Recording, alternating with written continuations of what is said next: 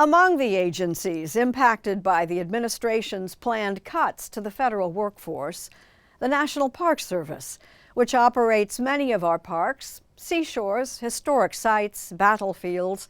They do a lot more than you might think. Conor Knighton takes us to the Grand Canyon. When British novelist J.B. Priestley visited the Grand Canyon in the 1930s, he described it as all Beethoven's 9 symphonies in stone and magic light. If I were an American, he wrote, I should make my remembrance of it the final test of men, art, and policies. Every member or officer of the federal government ought to remind himself with triumphant pride that he's on the staff of the Grand Canyon. Support your parks! Support your rangers! Support your parks! When the federal government fired some of the National Park Service staff who work at the canyon, this was the scene near the South Rim. Public lands belong to you! In February, as part of the Trump administration's efforts to shrink the size of the federal workforce, approximately 1,000 employees were laid off across the Park Service. Save our rangers! In the weeks since, there have been protests at hundreds of Park Service sites, from Acadia Take a stand! Protect our land! to Zion. We want to continue to protect our public lands. Jim Landahl worked as a seasonal ranger for years until he got a promotion to a permanent posting at Grand Canyon 6 months ago. Then came the termination email stating that we lacked the necessary skills, qualifications, fitness to perform this job. And I didn't take that personally at all because I knew that was a lie. I knew that was false. Whoever wrote that letter wasn't hiking with me down into the canyon in 100-degree heat to do our job. Landahl's work involved restoring habitat disturbed by the reconstruction of the park's failing Trans-Canyon water line, which provides water to lodges and other infrastructure. Since he'd been in this position for less than a year, he was classified as a probationary employee.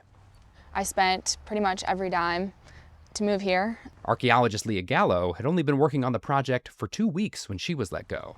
The project is a critical infrastructure project for Grand Canyon, and without it, there would be pretty much no Grand Canyon. Gallo had just hiked all the way to the bottom of the canyon when she got the news. You start at the rim of the canyon, you have a job. By the time you arrive back at the rim, you don't. Yes. But this past Thursday, 2 federal judges ruled that the government must reinstate thousands of fired probationary workers across several agencies, finding that the layoffs were carried out under false pretenses, that performance wasn't a factor. It's currently unclear if and when Park Service staff might be back on the job. We're headed into the busy season. Are you nervous about what's to come? Yeah, we're definitely worried about, people having to wait in several hour-long lines just to get into the park. Mindy Riesenberg is the chief of communications for the Grand Canyon Conservancy, a nonprofit group that supports the park. We had almost 5 million visitors last year at Grand Canyon, and now I think we're down to about 11 fee collectors for the South Rim for 5 million people a year. When we visited the canyon last weekend, visitors were waiting up to an hour and a half to enter the park. In New Mexico, Carlsbad Caverns National Park had canceled all ranger-led tours. Colorado's Florissant Fossil Beds National Monument announced it would be closed on Mondays and Tuesdays due to the staffing cuts. Cuts also impact ongoing projects visitors might not see, like the Trans-Canyon water line. That project is going to be held up because scientists and botanists and arborists who were replanting trees down there for shade, for safety, after that project, and that's all going to stop. It's going to hold the project up. To me, it looks like there's no rhyme or reason about why these things are taking place. Chuck Sams served as the 19th director of the National Park Service. He stepped down this January. During your time with the Park Service, did you feel like the parks were appropriately staffed? Oh, I absolutely felt that we needed more employees. National Park Service needs at least 15 to as much as 25% more staff on the ground in order to fully meet its mandate. It's important that these folks are out there, and now we've seen a 10% reduction in staff, so it's going to be detrimental to people's experiences in the parks. So I'm here at the Grand Canyon. While the National Park Service says it won't comment on personnel matters under litigation, Whose parks? Our parks! a group of current employees known as the Resistance Rangers have been tracking the cuts, speaking out on behalf of their fired coworkers. None of us want to be doing this. We're public land servants. We're civil servants who just want to be doing our job. I cannot separate myself from the mission.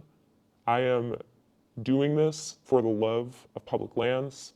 I'm doing this for my nieces and nephews. I'm doing this for the people to come in 150 years. This ranger, who asked that we conceal their identity out of fear of retaliation, is especially worried about the crush of visitors who will be headed to understaffed parks this spring and summer. We were hobbled to begin with, and now our kneecaps are cut off. In addition to that, we have $12 billion in maintenance deficit. Like every single national park you ask me about that I've been to, I can point out 6 or 7 high priority products that need to happen in order to protect the integrity of that place. We just had our highest visitation year ever in history. 331 million people went to parks last year. That is an absurd number of people. Americans love their national parks. Last year, a Pew Research Center opinion poll found that when it comes to federal agencies, the public has the most favorable view of the National Park Service. It ranked highest with Democrats and Republicans. During my service as the National Park Service Director, I had never met a member of Congress that didn't love the park that was in their home state. And I generally saw bipartisan support for the National Park Service. Moving forward, there has to be a strong understanding that parks aren't partisan. The flora and fauna, the natural and cultural resources inside of the park don't belong to any political party. Fire training specialist Linda Jones joined the Park Service to serve her country. Both my parents are veterans. They served in the military, and they instilled in me the importance of public service. While Thursday's rulings have reinstated her position at Glen Canyon National Recreation Area, at least temporarily, the Trump administration has appealed. A larger reduction in force is still possible, which leaves park staff like Jones dealing with an uncertain future, worried about what's to come. This is the story of America.